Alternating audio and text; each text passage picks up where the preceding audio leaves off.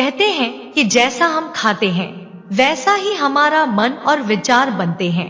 इस कहानी में हम देखेंगे कि कैसे एक धनी व्यापारी जो अधर्म के रास्ते पर चलकर धन कमाता था, एक साधु के साथ हुई घटना से एक बड़ा सबक सीखता है।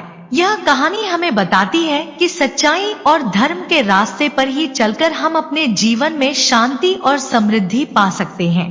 आइए इस प्रेरणादायक कथा को विस्तार से जानते हैं। गांव में एक धनी व्यापारी धीरज रहता था। उसकी बहुत बड़ी दुकान थी जहां वह विभिन्न प्रकार के सामान बेचा करता था।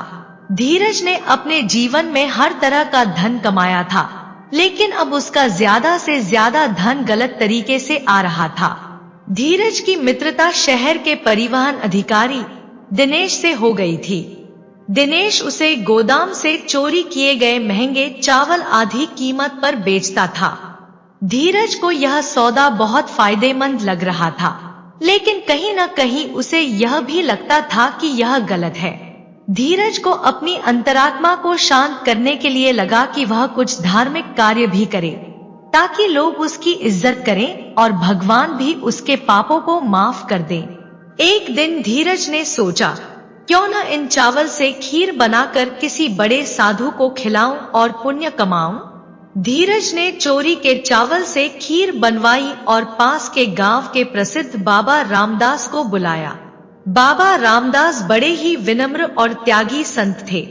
धीरज ने उनके सामने हाथ जोड़कर प्रार्थना की, बाबा जी, कृपा करके आप मेरे घर आकर प्रसाद ग्रहण करें। यह खीर विशेष रूप से आपके लिए बनाई गई है। बाबा रामदास ने उसकी प्रार्थना स्वीकार की और बोले, ठीक है, मैं प्रसाद ग्रहण करने आऊंगा। धीरज बहुत खुश हुआ और अपने घर पर बाबा जी के लिए विशेष रूप से खीर तैयार करवाई।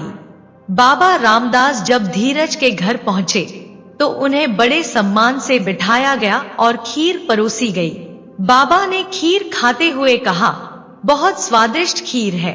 धीरज यह सुनकर और खुश हो गया। खीर खाने के बाद धूप तेज हो गई थी, तो धीरज ने कहा, बाबा जी, आप थोड़ी देर आराम कर लीजिए। जब धूप कम हो जाएगी तब आप अपनी यात्रा आगे बढ़ाइएगा। योगी बाबा ने कहा, ठीक है, मैं थोड़ी देर विश्राम कर लेता हूँ।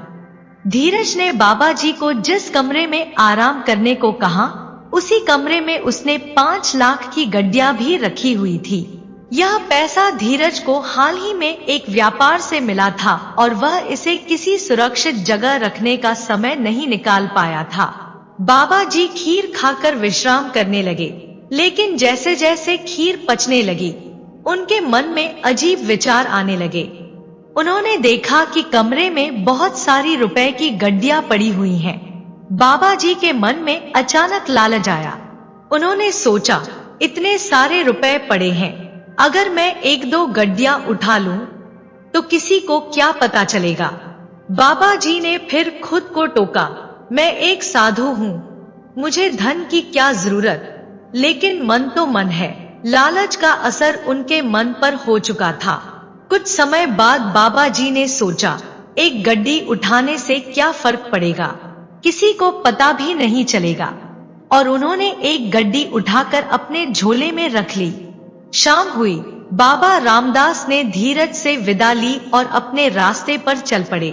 धीरज भी संत बाबा से आशीर्वाद लेकर प्रसन्न हो गया।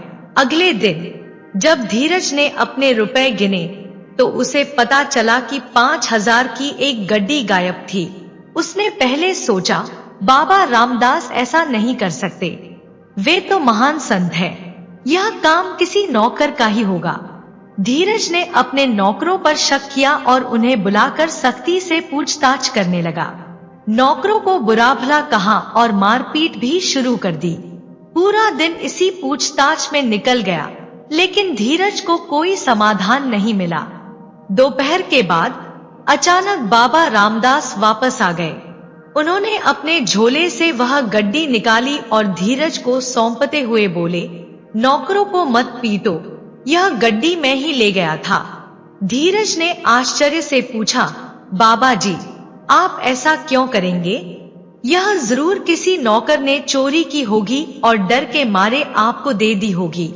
बाबा रामदास ने गंभीरता से कहा, नहीं धीरज, यह गड्डी मैंने ही चुराई थी, लेकिन अब मैं इसे वापस करने आया हूँ। धीरज को यह सुनकर विश्वास ही नहीं हो रहा था। उसने कहा, बाबा जी, आप तो साधु हैं, आपको इस धन की क्या जरूरत? आपने क्यों यह गड्डी उठाई? बाबा रामदास ने धीरे से कहा, धीरज, तुमने जो खीर मुझे खिलाई थी वह चोरी के चावल से बनी थी। अधर्म से कमाए गए अन्न का असर मेरे मन पर पड़ा। जिस अन्न से तुम्हारे विचार दूषित हो सकते हैं, उसी ने मेरे मन में भी लालच उत्पन्न कर दिया। जब तक खीर का प्रभाव मेरे शरीर में था, मेरे मन में चोरी का भाव बना रहा, लेकिन जैसे ही खीर का असर खत्म हुआ, मेरी बुद्धि वापस शुद्ध हो गई। मुझे अपनी गलती का एहसास हुआ और मैं तुरंत यह गड्डी लौटाने आ गया। धीरज ने यह सुनकर अपने सिर पर हाथ रखा और कहा, बाबा जी, मुझे माफ करें। मैंने अधर्म का मार्ग चुना और इसीलिए यह सब हुआ। अब से मैं सिर्फ सच्चाई और धर्म के मार्ग पर चलूंगा। यह कहानी हमें सिखाती है कि जैसा अन्न हम खाते हैं, वैसे ही हमारे विचार और कर्म बनते हैं। अधर्म तरीके से कमाया हुआ धन और भोजन उन सभी लोगों को प्रभावित करता है जो लोग उसका भोग करते हैं। इसलिए हमें हमेशा सत्य और धर्म के मार्ग पर चलना चाहिए, ताकि हमारे जीवन में शांति और समृद्धि बनी रहे। इस कहानी से जुड़ी हुई ज्ञानवर्धक सीख। मित्रों, हम सभी जो भी अन्न खाते हैं, उसका सीधा असर हमारे मन और विचारों पर होता है। इसलिए शुद्ध और सही तरीके से कमाया हुआ भोजन ही हमारे जीवन को सकारात्मक दिशा में ले जाता है। अगर भोजन अधर्म या गलत तरीके से कमाए गए धन से लिया गया हो, तो वह हमारे मन और कर्मों को दूषित कर देता है, चाहे हम कितने ही अच्छे इंसान क्यों न हो।